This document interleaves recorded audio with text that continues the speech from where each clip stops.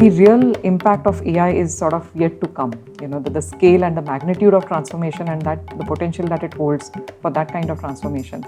So there we again are doing a lot of experiments in-house to see how does, for instance, that example I gave you of knowledge work transform. So of course a lot of work we do is also knowledge work. So how does AI potentially transform the way we work completely? Not just bring in productivity gains and efficiencies. It's more, as we articulate to the market, it's a game of assist, augment and transform. And that's sort of how we envisage the maturity and the impact of these technologies. So we are already doing a lot of that assist and augment today. Right? In innovation, we are actually focusing on the transform part of the puzzle. Hi, wherever you're joining us, I hope you're doing well. Welcome to Tech Conversations, where we bring you insights from tech entrepreneurs, CXOs, and investors. I'm Hari Arakali, and in this episode, Leena Walavalkar, Global Head of TCS Pace, talks about the IT giant's innovation network, comprising centers around the world called Pace Ports, where teams of multidisciplinary experts from TCS brainstorm and collaborate with customers on cutting-edge solutions. In this conversation, Leena gives us a peek into how TCS is using its experience in a vast variety of areas to go from assisting and augmenting customers' tech operations to innovating solutions that could potentially transform those businesses for the better.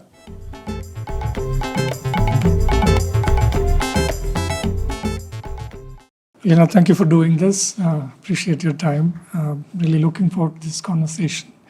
Can you start us off by just giving us a sense of what it means to be global head at TCS Pace? Give us both the big picture and also give us a snapshot of one day in your work, and we'll go from there. Okay. All right. So as you know, Hari, Pace is the TCS innovation brand. So I've been with TCS for about 20 years now, and all 20 years I've been associated with research and innovation. So day in and day out, my job for the last 20 years has been to work around researchers, innovators, look at ideas, talk to our customers. So the macro view essentially is that the way the way technologies are evolving, the way the world is rapidly changing, businesses are transforming. About 40 odd years ago, our leaders at that time had the vision and the foresight to actually invest in foundational research, anticipating that the world will be technology led. There will be all these disruptions coming along the way. So we have a very large research setup within TCS, the investments that were made 40 years ago. And there are research groups that engage in foundational research, all core areas of computer science, AI, data science, computing, but also research in life sciences, physical sciences, behavioral sciences, and so on. So the intent is to look at the intellectual capital that gets generated from the research. It has, there are a lot of ideas, concepts, hypotheses that emerge, and you need a mechanism to actually translate those into tangible business propositions so that they actually generate the business value that they promise and have the potential to. So that process of innovation, of taking those very futuristic concepts, sitting down with customers and actually translating them into things that make an impact to their business and together help reimagine the future, is the innovation process, which is PACE. So that sort of is the broader context for what PACE is and where it resides within TCS and how essentially it helps customers. Now, a day in the life essentially is, so we have a network of innovation hubs across the globe. So my day pretty much begins when, our team in the East, the Pace Port in Japan, in Tokyo, of course, engagements with them. So a lot of these teams globally distributed across the network. Essentially, I engage with them on a daily basis. And the idea is a lot of things that get created here in our research labs in India and the work that happens there with customers. Essentially, my job is to be a conduit to take many of those concepts, test them out in the field through these innovation hubs that we have. So day in and day out, it is more of working with them on the customers that are coming to Pace Ports and Pace Studios and essentially talking to them about cool things that we're working on here. Your Pace Ports are generally international centers, but here in India, I think also including in Pune, you have a very large R&D establishment, right? Correct. And how do they connect in the overall Pace ecosystem? So in India, like I said, the 40 years ago, the investments that we started with a research lab, which the first one was in Pune, which is called Tata Research Development and Design Center, or TRDDC. And we started research in core areas, and then of course the network of research labs spread across India. At some point there was a need felt to take a lot of those interesting ideas that were emerging, concepts that we were working on, closer to customers, because we need their participation in this process. And PACE and PACE Ports and PACE Studios, which are the physical manifestations of TCS PACE, actually came up with that sort of need in mind. So we wanted to take these things closer to customers, have them participate in the process, so make it a co-innovation journey with an intent to make sure that whatever we are producing as an outcome of research is really of value to the market, to the business, to the customers that we work with. So there are research labs that produce the core intellectual capital, if you may, and then translating that into business value is essentially the job of PACE through PACE Ports and PACE Studios. Can you give us a sense of what are some of the areas that you're focusing on, especially in recent years, I mean post-COVID, if you will? Yeah. So like I said, because the kind of customers and the businesses that we service are broad-based, I mean they're cut across industry verticals. A lot of the investments that we make are primarily of two types. So one is focusing on technologies themselves, so emerging technologies and what sort of gets defined as the future of certain technologies, be it core AI, machine learning, generative AI now, or more on the data, cloud and data sciences and cloud computing a couple of years ago, or even things like spatial computing and those sort of things. And going forward in the future, the current investments in quantum computing, neuromorphic computing, and so on and so forth. So there is a strong technology base and investments from a research and innovation standpoint along that.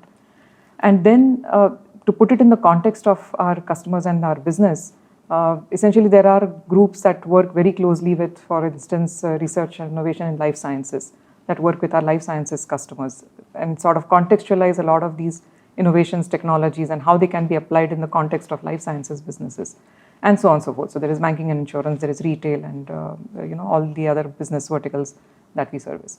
So it typically is a mix of essentially investments in core technology, looking at the future of these technologies, and how do they get embedded and redefine the future of businesses across these verticals that we operate in. Can you talk about one or two noteworthy projects, anything that... One or two examples. So there are two types of sort of engagements that happen at PACE, at a PACE Port or PACE Studio. One is where we involve typically the CXO, C-suite decision makers, more around the innovation strategy itself. And there the thinking is more, how do we take a forward-looking view, take a foresight-led approach to really creating a very well-balanced portfolio of innovation for our customers. And the other part is the actual execution, which is sort of more commonly talked about when you talk about innovation, the process of design thinking, rapid prototyping, and all the agile build, etc. Now, we work with customers across the entire life cycle. So there are examples that I can share on how we actually create a strategy for a customer, their innovation strategy aligned to their business strategy, and more around a lot of ideation, design thinking, and actual work that gets built first, of course, in an experimental setup and then at production levels. So one example, and all of this is, of course, as a part of innovation, taking a very forward-looking view. So I'll give you one example where one of our customers in North America, the insurance customers, they came to us and said, look, a lot of developments that are happening in the autonomous vehicle, software-defined vehicle space is likely to have a big impact on insurance. So how do we prepare ourselves for a world where potentially autonomous vehicles become mainstream? What happens to the P&C business that insurers run? So that involves a lot of strategizing, foresight-led innovation activity where we actually have a dedicated team of futurists who engage at PACE Ports and PACE Studios with the C-suite and essentially anticipate the future. I mean, we don't use traditional approaches of prediction. We actually sit down with them and anticipate the future, create and rehearse various possible scenarios, and think about what sort of makes sense in their context, in their business, and then create a set of ideas or an innovation portfolio that they can actually go ahead and execute, right? So that's one example of how do certain technologies impact business and the potential it has to disrupt. Another such example is where we actually had, and this was more recent in the context of generative AI, which of course has been sort of the dominant topic of conversation across Pace and Pace Ports and Pace Studios. So that was a very interesting example because this was a customer in the recruitment and staffing business. And they said the kind of potential, particularly generative AI, has to change jobs in the future, both create new jobs as well as replace existing jobs. That is going to have a lot of impact on our business, potential to disrupt their business altogether. So this was, of course, a very sustained engagement, and most of these engagements and what outcomes they generate, of course, happen over a period of time. So these are not one point in time visits or workshops that happen.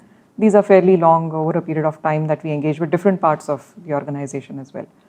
So for this particular customer, we actually started again with a strategy workshop saying that, look, we have a view of the potential for AI to disrupt various industries, right? You take oil and gas, or you take manufacturing, or you take banking and insurance.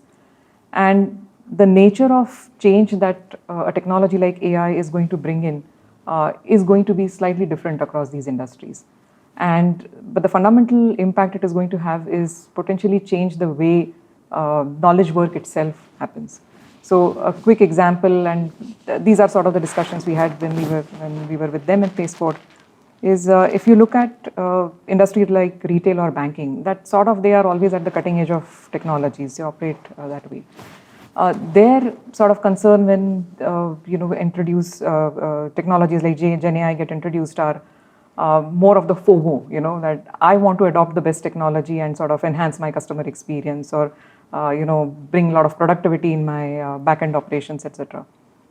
So there, the nature of jobs that will change with AI because of the productivity improvements that come in is slightly different. If you look at traditional industries, say the oil and gas and manufacturing, their concern was very different. They said, we have people with hands-on knowledge working at oil rigs, for instance, in the oil and gas industry for 30 years. Now, them leaving the workforce, a lot of tacit knowledge goes out along with them. So can technologies like AI or generative AI actually do something to capture that tacit knowledge and make sure that the new person that gets trained on that oil rig, is able to operate as efficiently as an experienced worker? So the way things are changing with AI in different industries have ultimately an impact on the recruitment and staffing industry because they service all these customers. So it was a very interesting conversation where we started looking at every industry and said, this is how jobs in education will change. This is how jobs in oil and gas will change. And then sort of working backwards saying that, okay, these are the things that you need to be ready for and how can you implement and test out some of these things in practice. And then those are the scenarios, those are the prototypes that we've built, and we actually rehearse many of those things at Pace Ports in a very experiential manner. You mentioned working with CXOs in general, the C-suite executives, so the top rung of your customers' management. Can you talk about how engaging with them through the TCS Pace Ports gives TCS an opportunity or an entry into getting involved more upstream? No, you're absolutely right, Hari. So the whole game we understand is more of these technologies keep evolving and it is going to change businesses. Now, how does that demand shape in the market? And how do we help customers become future ready to cater to the changing scenarios is essentially a lot of the conversation that happens at a Pace Port and a lot of engagements that happen at a Pace Port. So the way we work with customers, one is, as you said, shifting left.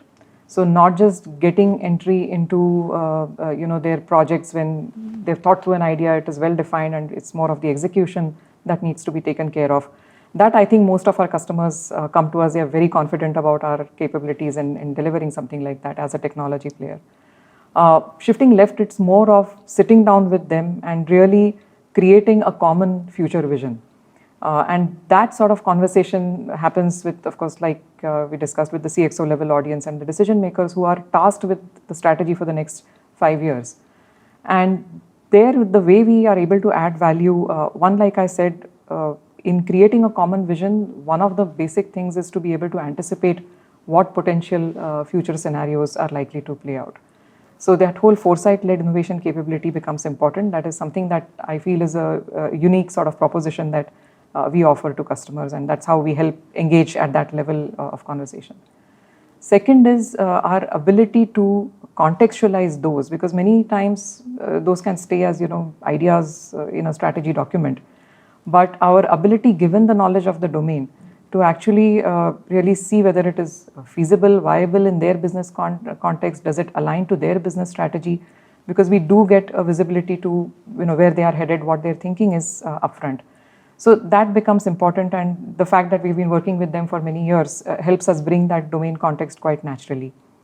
I think third important value in sort of working upstream is, especially given this network of Pace Ports and Pace Studios that we have across the globe, we have 11 of these centers now, our ability to connect the dots across industries, across markets, and really bring a lot of global practices, but also enough local understanding to contextualize locally to their needs in that market for their business. So I think all of this sort of helps us, place ourselves very uniquely in having those conversations on the strategy piece itself.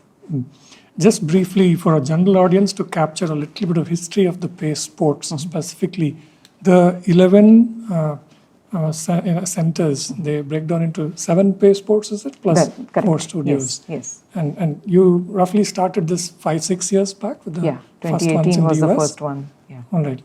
And do you also focus on specific areas of expertise in specific Pace Ports, or they're more sort of spread No, across? they sort of are a representation of TCS innovation in the geography. So they are fairly broad-based in terms of all industry verticals, all technologies.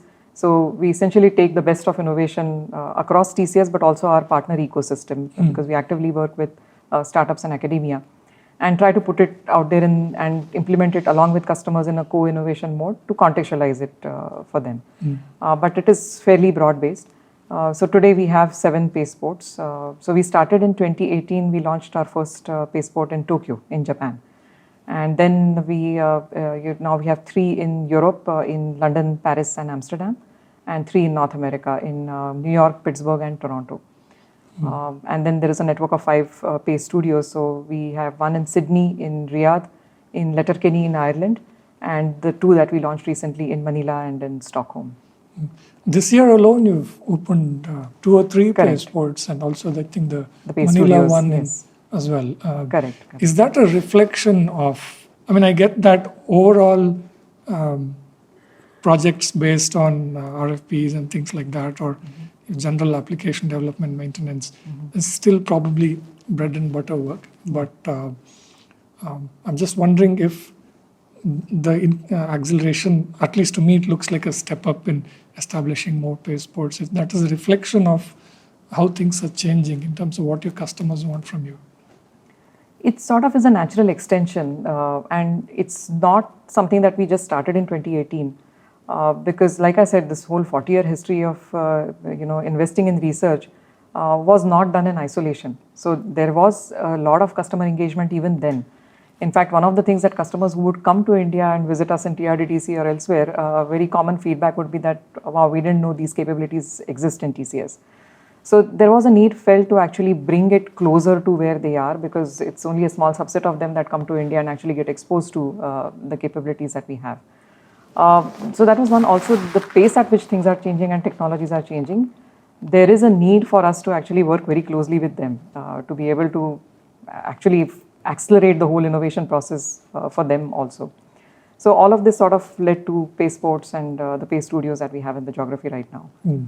How do you measure the impact of TCS Pace Ports? So the outcome, a lot of it, like I said, is more on shifting left and actually looking at the future and creating, getting ready for the demand that we anticipate in the future.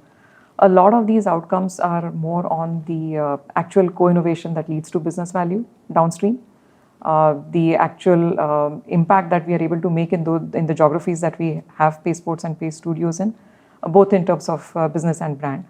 But more so in terms of getting our customers actually ready and field testing a lot of things in an accelerated way for them and the outcomes that result as a consequence of that. So like I said, these are very rarely one-time engagements that happen. So quite often we like to cultivate these as long-term innovation partnerships.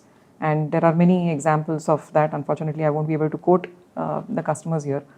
But that really gives us an ability to engage with them long-term, but also upstream to anticipate a lot of their future needs, get them ready, and in the process, of course, our own innovation portfolio and the intellectual capital that we have that adds value to that process. Give a generic description of the customer, since you can't name them, and give us an example of these long-term engagements and how they evolve. Sure. So one of our, a good example is our energy customer that we work with in Europe. And together we, like I said, the whole ability to anticipate the future starts by sitting together and defining a common vision for the future. So with this particular customer, we actually sat down and said, how do we expect things to unfold in the next 5 years? Typically technology-led business innovation, as we call it. And we actually co-created a vision and a roadmap for 5 years. And this particular customer actually set up a physical innovation hub in TCS premises in India. And that sort of was a starting point for our deep engagement with them. Now, over a period of 5 years, and it sort of continues now, there is actually a very steady pipeline of these innovation projects because we defined the vision together, we created an innovation portfolio, and a lot of sort of those ideas stream back for execution also to TCS. So we have together with them been able to actually do that end-to-end process as a part of this co-innovation partnership with them. So that is one example in the oil and gas industry. Another example is with similar banking and insurance customers of ours in North America, because there we have long-term sustained relationships right over the last 40, 50 years. So again, there it is more of participation with their own innovation teams. So it's not completely given to TCS or us participating through Pace Ports, but it is more of engagement at various levels with the decision makers on the strategy piece, but also engaging with their innovation teams and really complementing a lot of what they do with the capabilities that we have. And there are many other examples. Another good example is a customer in the utility energy space in Australia. And there are these examples that I'm quoting because it's not always, fancy Gen AI and emerging technologies and some things that are the hype right now. But there are some basic capabilities to do with very sophisticated data engineering that can completely transform businesses. And this is a great example where we actually helped an organization create a platform to reduce energy settlement for the energy market settlement time down from 30 seconds to 5 seconds. So that took a piece of very smart engineering, data engineering to be done. That platform was conceptualized, created for the customer. So many such examples across markets. So I quoted Australia, Europe and North America. And these examples sort of keep coming because we engage with them over a long period of time. The nature of technologies changes, their business also changes. So we sort of calibrate and course correct and create that, revisit the vision and revisit the roadmap every so often with them. What kind of multidisciplinary teams were required in the case of reducing the settlement time to 5 seconds from 40? So typically, like I said, in the entire process from defining where do you want to go, what is the North Star, and sort of creating a vision all the way to execution typically takes a diverse set of skills. And that sort of is again what is unique to a Pace Port and Pace Studio, because we have all of these diverse teams work together under one roof. So one I said is a team of futurists that actually come in and help take that foresight-led innovation approach. We have teams that are strategists who actually engage with the customer on the actual portfolio and set of ideas, doing a lot of analysis on the business viability of those ideas, alignment to their business strategy, so on and so forth. Once that gets defined and there is a clear way charted for us to say that, okay, these are the top 3 things that we would like to pursue and execute, then again a set of a diverse set of skills in terms of people who actually take some of those ideas and flesh it out through the design and discovery process. Design thinking skills come in and prototyping skills come in. And then the actual engineering might, which anyway is core to TCS, where you have architects, developers, engineers to actually bring them to life and put them in production. All throughout, you of course need experts who have good knowledge of the domain. So energy markets is a very specialized domain, understanding of how energy markets work. So a lot of these things come together, when you talk about innovation in a particular domain. Roughly, how many people in the overall TCS Pace Port ecosystem within TCS, and how do you recruit these people? So a lot of these people are recruited in the geographies itself, and that's the whole idea of people who come with an understanding of the local markets, are able to contextualize a lot of things. Also, when you talk about innovation, there are a lot of cultural nuances, and it's a very interesting learning for me also personally. So when we talk about innovation and we have that whole fail fast, mentality, typically the customers in the West, Europe and North America, work in that sort of an accelerated fashion. They want to try things out quickly. It's okay if we fail, and let's move on. Let's try the next idea. When we work with customers in the East, they take a more slow, calibrated approach. They want to really make sure that before you go down to execution, you have actually thoroughly thought through various aspects of the idea. So this life cycle is slightly longer there.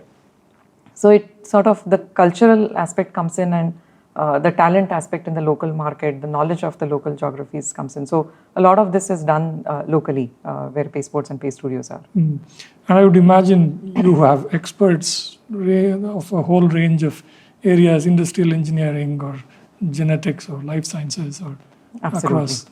So these capabilities, anyway, from research and innovation perspective, are housed in our business groups as well. So there are, of course, a core set of people who work on technologies like IoT, AI, data sciences. But a lot of niche domain-related work happens in these business groups as well. So the folks who work at the Pace Ports, are they a fairly sort of self-contained team, or is it more of a diffused, integrated workforce within TCS? So they essentially are a core team that communicates and collaborates very widely with the rest of the organization. Because they sort of are, like I said, a representation of TCS in those centers and those geographies. But a lot of this knowledge and capabilities that I talked about are sourced from the larger organization, from the parent organization. So it is a very, very closely sort of modeled but collaborative sort of model. So the larger organization actually goes and participates in many of these customer engagements at Pace Ports and Pace Studios. So it's a very open collaborative model. So that core team, I would imagine, maybe a few hundred industry experts from diverse industries. Yeah, it depends on the geography and the nature of work that we want to do there. Because we also have a lot of horizontal capabilities, right, in terms of our service practices, be it in IoT or AI, cloud, that have very good core technology capabilities themselves. And quite often when you implement something in production, it takes the entire might. I mean, you take the innovation team, you also take people who are actually working with customers, architecting these in production, and they all need to come together. So it's a fairly large team. A few years back, you had started telling us about how TCS itself is becoming a machine-first organization. Okay. And in layperson's terms, we understood that there would be increasing automation in different areas. Correct. In that context, and now with this sort of unprecedentedly accelerated pace at which tech is developing, in many ways led by the development in AI, can you give us a sense of how it's impacting your work itself? How is AI and this general trend of accelerated automation impacting the way you do your work? So we are, adopters of some of these technologies and beneficiaries in some sense of these technologies ourselves. So a lot of the platforms that we are building, of course, are AI enabled, and we use those technologies quite extensively. The way we see things working is, especially with AI, what I've seen in the last almost year or so, is there was an initial rush of people wanting to really test use case after use case and really see what creates the best impact for them, and where do the real benefits lie and all of that. So there was a lot of, in terms of just gaining productivity improvements, a lot of experimentation around, okay, there is this new cool technology, where do I apply it, and what sort of benefits do I gain? Now over time, I think that the understanding of this whole space has of course matured. The technology itself also has matured. We see that people are taking a little more calibrated approach in saying that while I try a lot of here and now things, in my labs today, what is my long-term strategy for AI adoption, for instance, right? And there, I think, having implemented a lot of those things ourselves and looked at the productivity gains ourselves, or how AI can potentially augment the work that we do, and even going forward transform that completely. That sort of helps us, work closely with them and advise them, help them in that process. We can ask you to elucidate one example of how something that you are doing in a particular way, in terms of how you innovate, has changed significantly because of applying AI to it. Does that make sense? So yeah, I mean, a lot of course, automation and productivity benefits, because a lot of application-related work that we do with all these low-code, no-code platforms coming in, and the ability of AI to take away the hard, work of coding itself. So if you see the transformation that AI is bringing in the software engineering or software development lifecycle itself, a lot of that, of course, impacts us also, and we are, like I said, benefiting from that, because we ourselves are improving our productivity. So there are many examples, but a lot of the traditional sort of business and services that we do, we are actively adopting AI ourselves, and extending that to our customers in the work that we do for them. So it's everything from your entire application development, and it could also be your contact centers and your back-end operations. So the productivity gains and the efficiencies that AI is bringing, we are realizing that we are implementing that ourselves. Going forward, where our focus, as in the PACE team and the innovation, research and innovation team's focus, is more on the real impact of AI is sort of yet to come. The scale and the magnitude of transformation, and that the potential that it holds for that kind of transformation. So there we again are doing a lot of experiments in-house to see how does, for instance, that example I gave you of knowledge work transform. So of course, a lot of work we do is also knowledge work. So how does AI potentially transform the way we work completely? Not just bring in productivity gains and efficiencies. It's more, as we articulate to the market, it's a game of assist, augment, and transform. And that's sort of how we envisage the maturity and the impact of these technologies.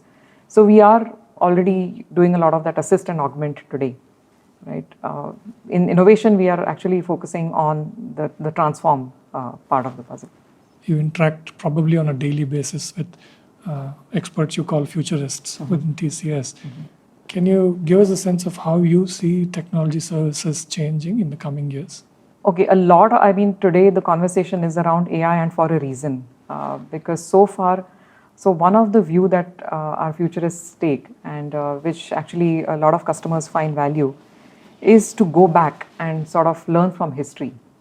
And typically, if you follow the way we do that foresight exercise, if you learn from history, the kind of disruptions that when steam engines came in or industrialization happened, I think the magnitude of disruption that AI or these technologies are likely to bring in is probably several times that. When you learn from those technologies, we are better placed to understand what sort of signals were available then, and what sort of signals are available now. And are those signals actually leading you to the kind of future possibilities that you envision, and what are those possibilities?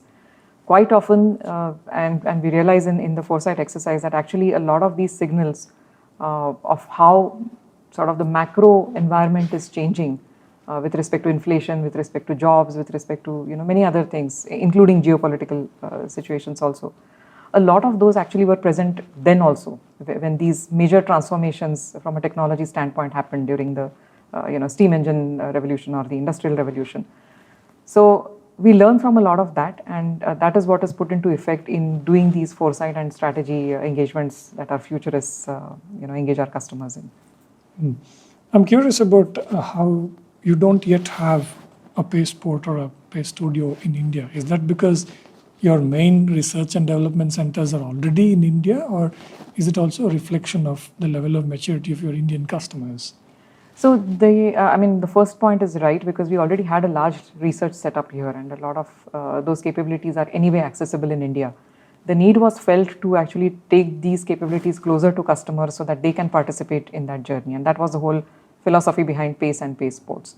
So India, we anyway had a setup, and we are able to bring customers in India to those centers and work with them. Okay. Can you talk a bit about your own journey? How did you get interested in tech?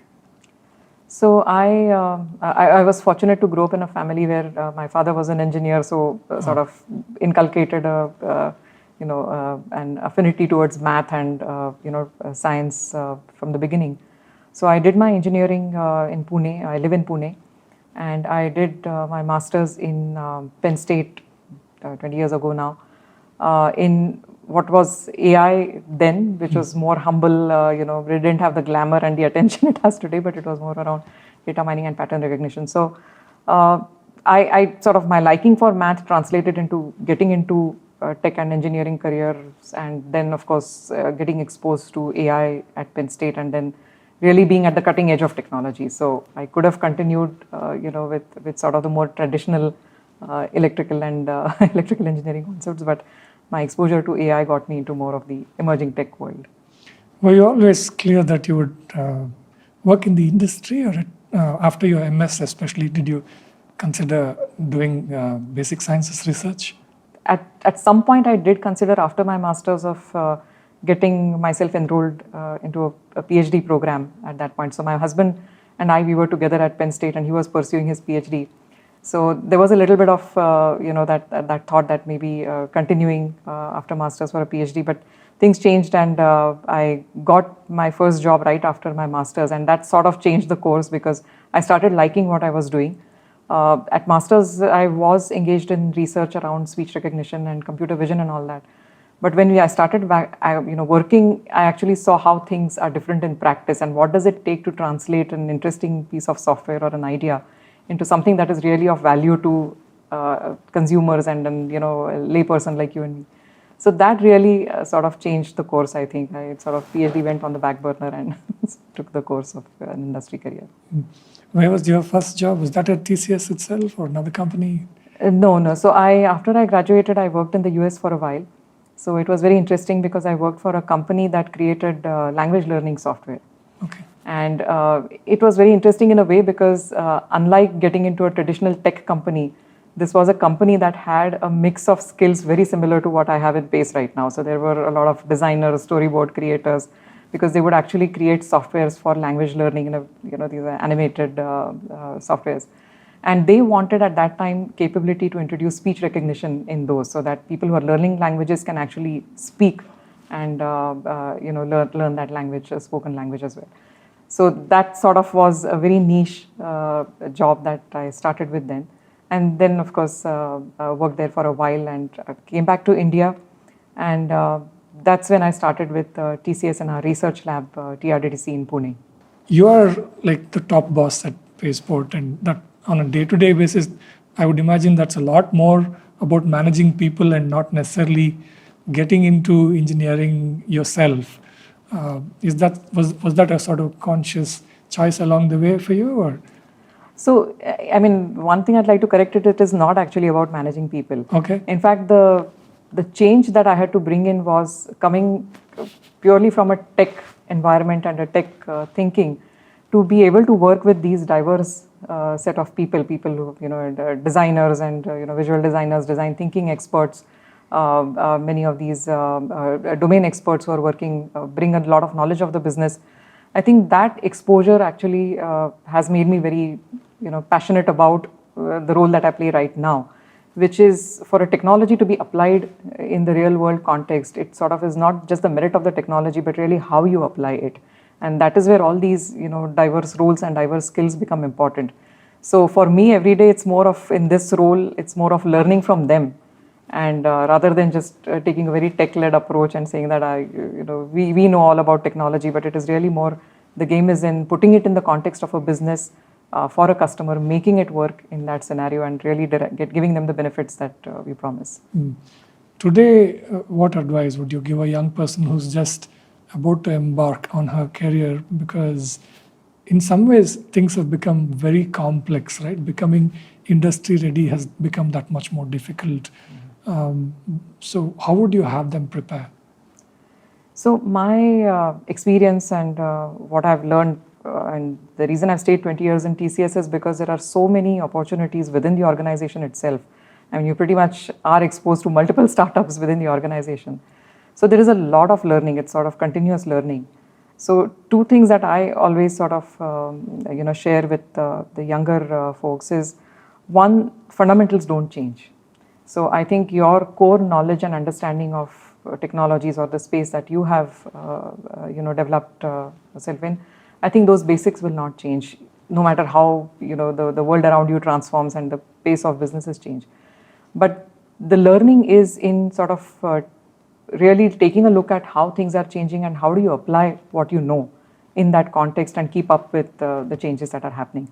So there is a bit of sort of fundamental knowledge that you need, but also a lot of learning that needs to happen on a continuous basis. So being open to learning new things, being open to trying out new roles, new types of projects, I think that is very important. Not getting boxed, and definitely not getting in a comfort zone saying that I only do AI and I only do research in AI. Because tomorrow there is a new technology, it needs to work together with many, many aspects of other technologies and other business implications as well. So a lot of learning, continuous learning. I think having an approach and an attitude towards learning is very important. As global head of Pace Port, what would you say is your biggest challenge today?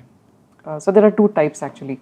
So one is making sure ourselves that we are always ahead of the curve, because when you actually go and advise customers, talk to them, consult them, the inherent expectation is that you yourself are well acquainted, updated on what is happening. So as somebody who's playing a role where I work with all of our research teams across various areas and domains, it's a great opportunity, but it's also a challenge sometimes to really keep yourself updated on many of these things. So that's one.